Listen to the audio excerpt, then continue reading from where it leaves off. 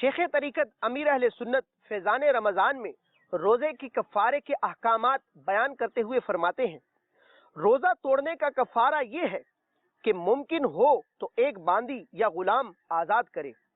اور یہ نہ کر سکے، مثلا اس کے پاس نہ لونڈی غلام ہے، نہ اتنا مال کہ خرید سکے، یا مال تو ہے مگر غلام میسر نہیں، جیسا کہ آج کل لونڈی غلام نہیں ملتے، تو اب پے در پے یعنی مسلسل 60 روزے یعنی 2 ماہ کے روزے رکھے۔ یہ بھی ممکن نہ ہو یعنی مسلسل 2 ماہ کے روزے نہ رکھ سکے تو 60 مسکینوں کو پیٹ بھر کر دونوں وقت کھانا کھلائے۔